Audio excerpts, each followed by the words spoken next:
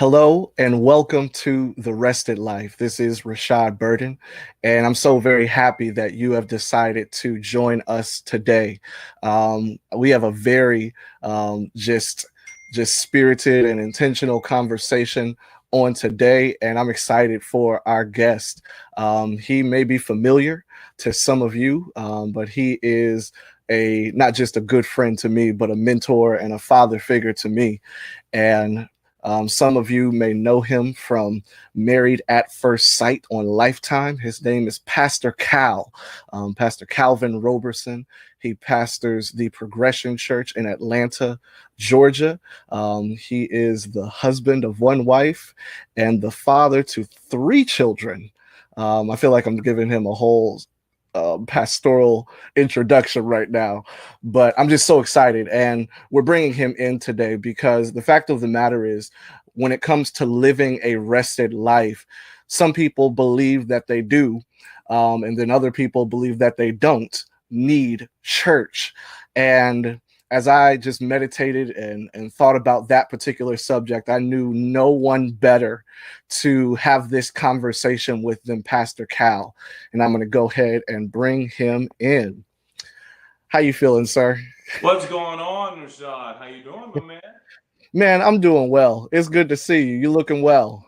Man, I am trying to look well and live well. Do I good hear you on and that. do good and do well. Man, that's the truth. That's the truth, man. I do want to take a quick second, man, and let you know. And I'm it's been, man, it's been 5 years Oh, come on. since I was your assistant pastor. Um and I want to let you know that I'm just grateful for God's leading of you to call me to be your assistant pastor. I really do. And a lot happened in the 3 or so years that I was there. Um, but I look back at those years as some of the best years of my life and some of the best years of my ministry. Oh my. And I really do attribute that a lot to you and Miss Wendy, and the Progression family for just the love and the experience that you guys afforded me, man. It That's was awesome. awesome. It was a good time, man. I couldn't when we talked about associates, I couldn't think of anybody better than you, man. I was like, man, and when you left, I'm like, okay, you're going, oh, that's how we're gonna do this. No, man, it wasn't anything personal. It wasn't anything personal, man. It was just time. It was No, just it time. yeah, I get that. I get that. But yeah, but it was our pleasure. And people still miss you, man. Man, and I miss the Progression family deeply. I miss Atlanta That's deeply. all right. Yeah, right. Dothan, I love Dothan too, but Dothan isn't quite Atlanta, Georgia. It's not quite the same, All right. but we press on, man. So we're here and we're talking about living the rested life. For some people, they may be unfamiliar, but this idea of experiencing the Sabbath blessing on a daily basis. Let's just kind of start right there, man. Um, when I say Sabbath, and some people may not know this, but you are not just by title a pastor. You are a trained pastor, an experienced pastor.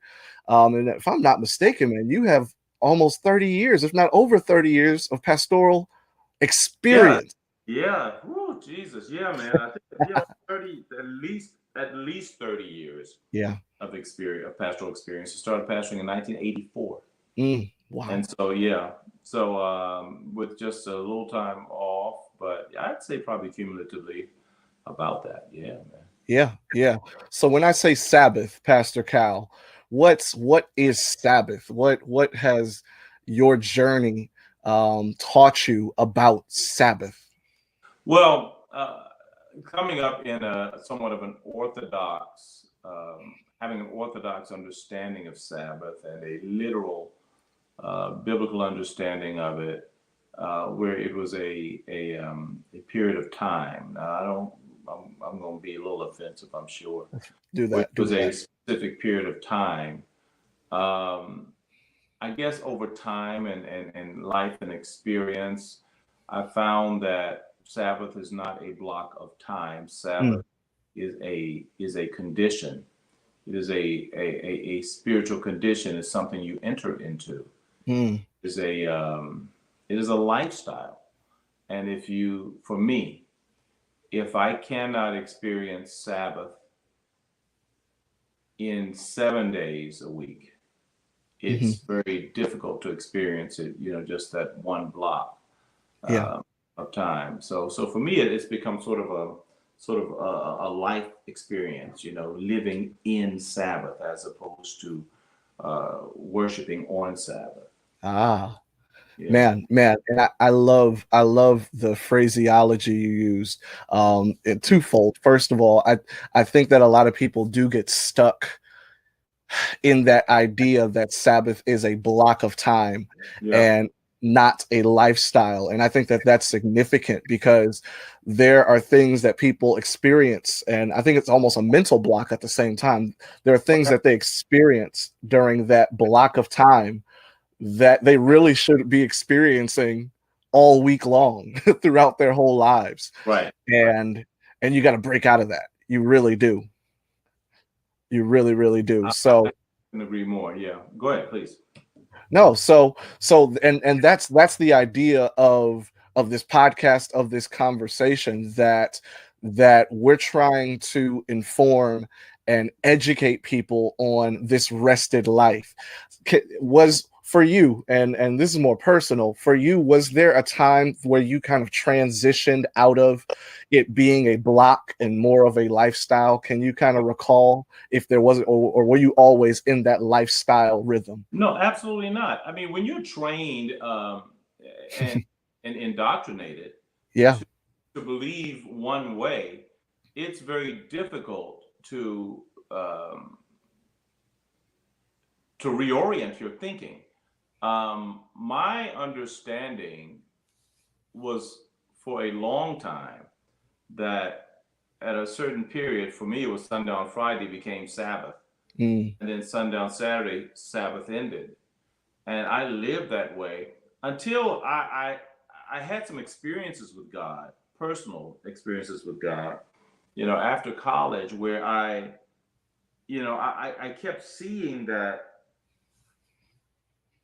that people who, how can I say this, man? There were people who were worshiping on Sabbath, hmm.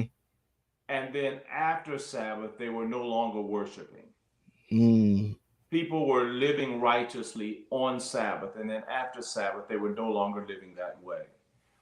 And that caused, some cognitive dissonance for me. And not that I found myself to be any kind of, ultra holy person, but I did want some sort of spiritual consistency in my life, yeah. because I felt like I was being hypocritical otherwise, to try to tell people, hey, look, the Sabbath is this, I have to be this way and during this period of time. It's akin to going to church, partying on Friday night and going to church Sunday morning.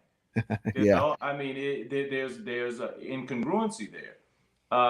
And so the more I delved into it, and I came to the conclusion after studying the word that there should be nothing that I do during the week that I cannot do on Sabbath. That's a word. Yes, sir. There should be nothing. If I am living constantly in the presence of God, if I'm constantly living in His rest, there should be nothing that I do during the week. I shouldn't be only holy 24 hours a day, and then 24 hours during the week, and then the rest of the time I'm doing what I want. Wow, okay, Sabbath's over. Hey, let's party. So Right. it has to be, for me. It had to be something more. Now, here's where my consternation came in, because okay, fine. I want to be me. I don't want to be this. I don't want to be this fake holy person. Mm, Because I remember one time I was at a church, I was pastoring a church, and I went to visit one of my church members on Sabbath. And as I walked up to her door, man, I heard music. and it wasn't,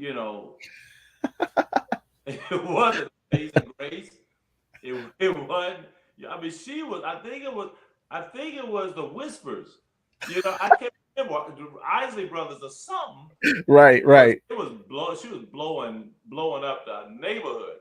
But when I came, I knocked on the door. She saw who it was. Music went off. Boom, boom, boom, boom, boom. Everything shut down. Open the door. She holy. And I said, and I told her, I said, you don't have to be that way, because look, if it's not good enough for you to listen to on Sabbath, then you shouldn't listen to it the rest of the week, and vice versa. If you feel okay listening to it during the week, then hey, if God is pleased with it during the week, he should be pleased with it on Sabbath. The only difference is Sabbath is a physical rest. Okay? What I've done, and oh God, I don't know how deep you want me to go into this, Rashad. Take us all the I way don't know there, how sir. deep. Look, what I've come to realize, and they might, they can't cast me out of the church because of my church. But when I came to realize that when I look at the Ten Commandments and when God gave us the Sabbath, when God gave us Sabbath rest, the Sabbath was actually given to the Jewish nation after they had been in 450 years of slavery and captivity in Egypt. And after that captivity, God brought them out. And the people who went into Egypt were not the same people who came out of Egypt. The ones who went into Egypt had a tradition. They understood certain things. They remembered God after 450 years of slavery and being reconditioned out of their religion and working 365 days a year, 7 days a week, 24 hours a day. They came out and they did not understand Sabbath rest. So God says, I want you now to remember your Sabbath rest. Wow, okay? wow, That wow. that was for the Jewish nation. And y'all ain't ready for this. That was for the Jewish nation. Right. Them to remember the Sabbath rest. It was never meant for them to have this sort of ritualistic thing where they worshiped the Sabbath. Yeah. They were supposed to re-enter the rest, and that day was sort of like a spark, it was sort of like a primer, it was sort of like an ignition for them to sort of start their rest over again. It was never meant for that to be the only rest. It was supposed to be a lifelong rest, a lifestyle, a condition of rest, not a necessarily just a day. Yeah. That's how. So that brought me into this place, man, where I'm like, you know what, God, if you're not pleased with me doing this on Sabbath, you can be pleased with me doing it on Sunday. Wow. Because you can be pleased with me doing it on Monday. Right. Because does God change on Sabbath? And all of a sudden, the requirements are different? No, he's still God. He doesn't change. Scripture says that God doesn't change. So am I supposed to change? Right. You know what I'm saying? Yeah, man. I truly believe, I think you're setting somebody free who's listening as we speak. And it's interesting because in a previous conversation, it dawned on me that even biblically, the Sabbath, of course, we first encounter it in Genesis chapter 2, where God rested from his work. But we don't encounter the Sabbath again until Exodus chapter 16. You're talking like thousands. And it's in the context, like you said, it's in the context of the children of Israel coming out of Egyptian slavery. And the first encounter in Exodus chapter 16 is not the commandment either. No, it's not. It is God's direction for their managing of the manna, which says that the Sabbath, and this is where I kind of want to bridge the conversation, the Sabbath was never about church. The Sabbath was never about a block of time, and I like that phraseology. It was about life, because that manna showed up 7 days a week, but there was one day in order to teach them how to respond. It was supposed to teach them how their relationship, how their lifestyle was supposed to be.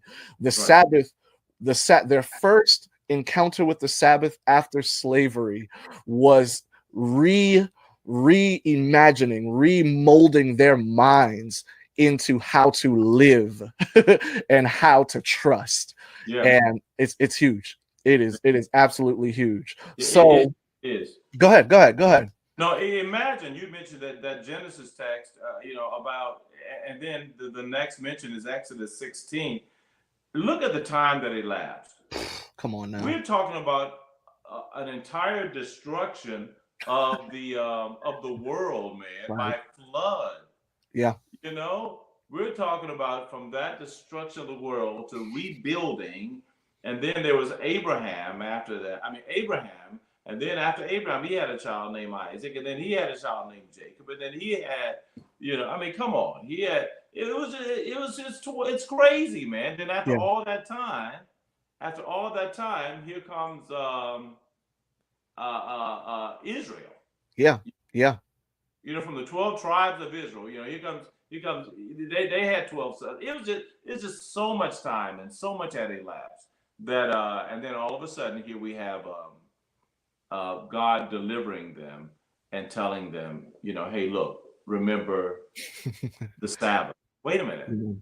But were they keeping it before? What were they doing before? There's no record of how they kept it before. There's no Wow. what happened before. It was just a time of living in rest. Mm, mm. Yeah, that's all it was. Yeah. Yeah. So, so this rest, it sounds to me, and I'm in agreement with you that this rest is supposed to be available 7 days a week, not just one Right, day, not just Sunday, not just during the weekend. right. that this rest is supposed to be available rather 7 days a week. So where does church fit in all of that? Because we have so many people who come from and walk different walks of life, and some people believe there's no God. Some people believe that God is a construct, that Jesus is a construct. You have people who don't who go to church every week, every opportunity they can. Even now during a pandemic, they're watching every stream possible. And then you have people who refuse to ever go anywhere near organized religion whatsoever. So it's like, where does church fit in entering into this rest that you talk about? Because it sounds amazing, but where does Right. church fit? Well, church, the ecclesia. When you talk about church, are we talking about the organized structure, or are we talking about the actual ecclesia? Because if Mm, you're talking about the ecclesia, the called out ones, the ones who've been called out of darkness and into his light, those people who actually comprise the church are simply people who have had sort of a divine epiphany of who God is. These are people who are not necessarily a part of a religion. I mm. mean, we're meeting online now. We have church every week, you know, Right. and we haven't stepped foot in a building since March. Yeah. Yeah. But it's church, and we still are a church. We consider ourselves a church. We talk about church, because we are a body of believers, and we've been questioning and thinking about how can we maintain this, because it's kind of cool, to be able to Right. just, Right. you know, just do this and still, come together for fellowship. So I believe that the rest is an individual rest. It's a spiritual rest. It's something that you have to enter into individually. The church Hmm. is for fellowship. The church is Hmm. for fellowship. The church is for encouragement. The church is to build you up. But you can have church anytime, man. You can have Uh, church anytime and anywhere. You don't have to have church to have Sabbath. Come on now. Wow. Wow. You just don't. You don't have to have church to have Sabbath. You don't have to have church to enter into Christ's rest. You don't have to. What is that text? I can't. Let me find it. What is that text? Oh man. What do you paraphrase it? Let's see if I Uh, can. yeah. He that will enter into his rest has ceased from his works. Oh my God. Where is it? Hebrews 4. Hebrews. Look at you, preacher. Man, we do the Um, best we can. Hebrews, Hebrews 4, right. And if you want to, oh my God, yeah. Therefore, while the promise of entering into this rest still holds and is offered today, let us be afraid to distrust it, lest any of you should think he has come too late or has come short of it. For indeed, it goes on, yada yada. Yeah, where is it? Oh yeah. For he who has believed, adhered to, and trusted and relied on God do enter into that rest, in accordance with this declaration that those who did not believe should Mm. not enter, when he said, as I swore by my wrath, they shall not enter my rest.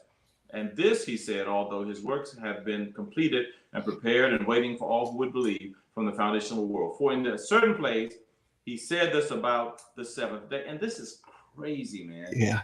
And God rests on the seventh day from all his works, and they forfeited their part. They forfeited their part in this passage, and they said, they shall not and he said, they shall not enter into my rest. My Lord. What? Right. What is he saying here, man? Oh boy. Y'all ain't ready. He's saying that he's telling Israel, he's telling them that they shall not enter into his rest, because what they was doing was by works. It was not faith-based, it was works-based. He said, but no, that's not the rest that I'm seeking. That's not what I want you to do, man. It's a spiritual rest. Wow. The kind of rest that I have, Rashad, is different from the kind of rest you have. Just think of it. Just look. You might can survive on 5 hours of sleep. I need a good 8, 9. Yeah. You know what I'm saying? Because our rest, I hear you. Our rest is different, and in the same way with God, man, the way I enter into rest is going to be different than the way you enter into rest, because my relationship with Him is different than your relationship with Him. But everyone has to find their own rest, have to find their own way of entering into it. But it's a lot. It is a lot, and I think that is a point that should be well taken. That however you rest is very personal and unique to you. That you have to be very cautious about trying to replicate or duplicate somebody else's rest, because you're a unique person. You have a unique makeup. That's amazing. I believe that it is holistic, that it goes beyond the physical. Even I believe that the spiritual, and that's really what we're talking about, that the spiritual does impact and affect everything else. But I think it's mental, emotional, physical, social even. And I think to a degree, though, and I agree with you wholeheartedly, that the church building and showing up there, that's a fellowship thing. And the fact of the matter is, the relationships that you create there, forge there, can either add to or take away from your rest. And yeah, man. So it's worth noting that rest is connected to fellowship. But when it comes to church, you can rest without church, but you can either add to or take away from your rest with the church that you go to. You sure can. That's why I'm just looking back at that text again. That's why he says, that God did set a definite day. And he says, and again, God now is setting a definite day, and it says in the Amplified, a new today. And he's given us another opportunity of securing that rest, because they didn't secure it before. So now he's giving you another opportunity, and he says that, saying through David, after so long a time, and the words already quoted, today if you hear my voice, don't harden your hearts. And so it's like God is saying, okay, fine, y'all screwed that one up. Now I'm giving you another chance to enter into the rest. Okay, this is a whole new rest I'm trying to convey to you, a whole new understanding of rest that I'm trying to convey. So today, if you hear my voice, just don't be stuck in the mud, man. I mean, don't harden your hearts. I mean, listen and enter into. Man, I have not had so much freedom in my life than I've had since I've learned how to rest. Since I've learned that I don't have to be bound by what people feel I should be doing. That I don't have to follow. It's funny, because I was talking to a friend of mine, and he was telling me, he said, man, you've always walked by the beat of a different drum. And I said, it's not an intentional thing. It's just that I've always had to follow wherever I thought God was leading me. And I've never actually listen to other people's opinions. I wanted to see, what is it that God is saying? Um, and so I can speaking for me, this is what God is telling me, that my rest is in him, and it's highly personal and it's highly individualized, and as long as I am resting in him, I have the church, we fellowship, we come together, we do things for the community, we have a purpose, we're trying to change some things, we're trying to empower some people, we're Right. trying to make sure some folk are, I mean, we've had people that they gave large sums of money just so we can Mm, help other people. I mean, we were giving out $1,000 a month to at least to one member. You know, we were just beautiful. doing Beautiful. things, but this that has nothing to do with rest. Hmm. That has nothing to do with the spiritual rest. That's all church stuff. Yeah. Yeah. I hear You know, you. that's all church stuff, man. That's not, and individually, everybody needs to find their rest in Jesus. Mm, mm. So, I love it. I so love that, it. I love it. Man, I would almost disagree with you, man. I think you're passing on rest to somebody. You give me $1,000, I'm gonna breathe a little better. I'm just saying. But that's a conversation for a different time, yeah, man. Let's go ahead and wind down in this way. You are living the rested life, and I think it is a journey. You mature in it, but wherever you are right now, just from where I'm standing, and I'm not the expert on it, but I see you living the rested life, even in comparison to 5 years ago when I was with you. There is a depth to your rest now that wasn't there when I was there. So if you could say something to somebody to help them enter into that rested life, what would you say? yeah. You know, it would be that, you know, you rest is sort of a, it's kind of a, it's divine rest is kind of a sort of a kind of a conundrum, because it's kind of like you enter into rest by entering into your purpose. It's like when, Yes. Yeah. when you are finally doing the thing that God has called you to do, and you're finally entering into that place where you know He wants you to be, that's where you find the most peace, and that's when you find the most rest. That's where you find, so it's sort of like a respite for your soul. It's sort of like Yeah. a a quiet place where you can.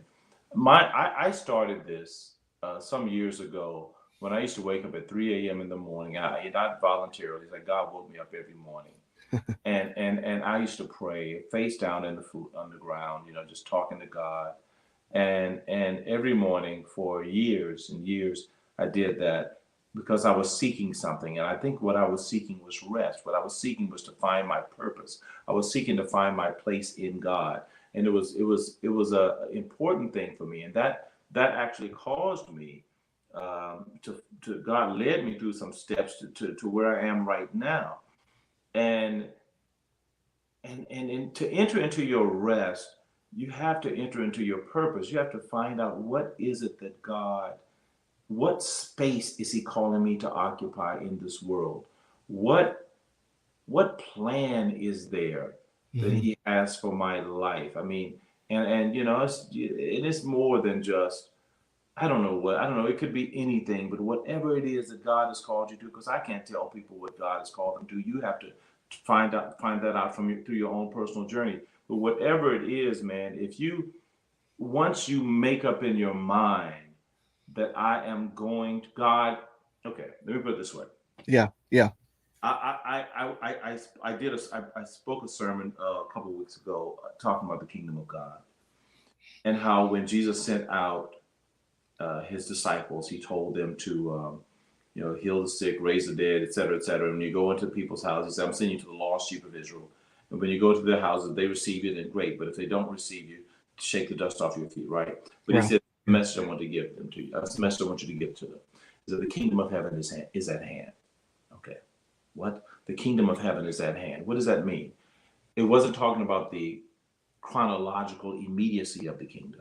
Mm, It was talking about the availability of the kingdom, come on now. Yeah. Yeah. not the future kingdom, but he was saying the kingdom, God's authority, God's basileia, God's rule, his rulership, God's authority.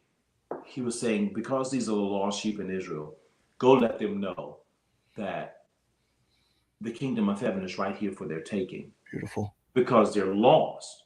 Now, we think that being lost means that you're beyond redemption. But no, being lost means you haven't found your way. It means you don't have your GPS anymore. It means you've thrown away the map. So once God brings you this thing and says, look, man, here's the kingdom. It's right at hand. It's right within your grasp. It's right here. And he says, well, how did they convey that? And what was it about them that, I mean, what was he telling them? He was saying, if they are willing, if they feel like they're deserving, if they are deserving, he said, then let the kingdom come to them. Let your peace come to them. But if they're not deserving, and when I looked up that word deserving means weight. It means when they feel they have value that's worth the kingdom. When they feel they have as much value as the kingdom has. When they feel like they still want it, they feel like it's still weighty to them. You will never find your purpose until you realize your value. You will never find your purpose until you realize that the kingdom of heaven is right here in your grasp. That's a word. Yeah. All you got to do is reach out and grab it. A lot of times we're begging for God to do things for us. We're asking God, we're begging God and saying, look, what do you want from me? The kingdom of heaven is right here, man. I'm going to tell you something, Shad. Man, I struggled for years, dude. I struggled for years. And I mean, I pastored, you know my church story and what have you. Yeah. All of a sudden, it's finally when I decided, you know what, God, screw all this stuff. I'm going to do what I want to do. I'm going to follow what I want to follow.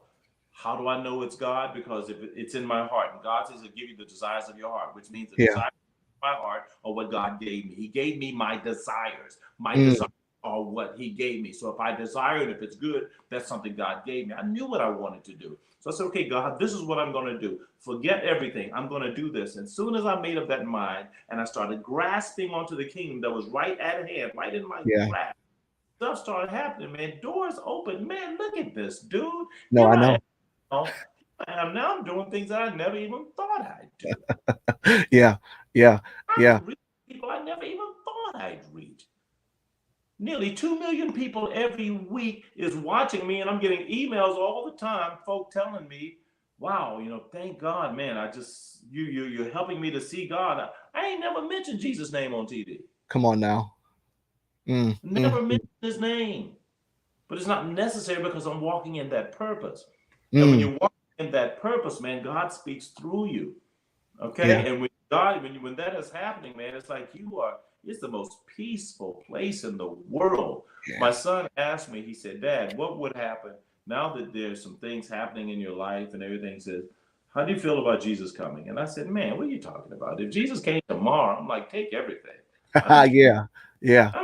Why? Because I'm in a rest space. Come on, man. If God comes, look, if Jesus cracks it, take my house, take my cars, I don't care. It's done. Yeah. That deep to me. Why? Because I'm going from this rest to that rest. Man. I'm good. Oh boy. That was powerful, sir. And I think that we gonna go ahead and land the plane on that one, because now it's we way up in the air, but we gonna land it right there. And I think that is so true. And I appreciate you articulating it in that way. And I love it. We actually just spoke to Dr. Samantha O'Bannon. She is a clinical psychologist. And through her conversation, we came to the place where we realized that it's not until you do what you're afraid to do that you begin to encounter rest, because you cannot truly rest if you're not exercising and walking in your purpose, man. It's you can't do it. You can go to church all you want. You're living in anxiety. You're living in anxiety. You're living in an unfulfilled life. You're living in this constant frustration because you're not doing the thing that you were designed to do. Wow. It's no life, man. So yeah. No, you that's it. That's it right there, man. But for those who are listening, we may not know you personally, but you did not stumble across this conversation for no reason. And this is the push for you to go and do what you are meant to do. I love Pastor Cal. I love that you said that Jesus put you on TV and you haven't said his name yet, and that's okay. You want to know why? Because in all honesty, there is a wisdom that comes in walking with your purpose where you realize that at just the right time, you'll Yeah. say what needs to be said to who it needs to be said to. If you try to push church in people's face, you will end up pushing them away from God. Absolutely. And you will actually remove yourself from the position that you need to be in order to be the greatest blessing possible. And Pastor Cal, you are a living, walking testimony of that very thing, man.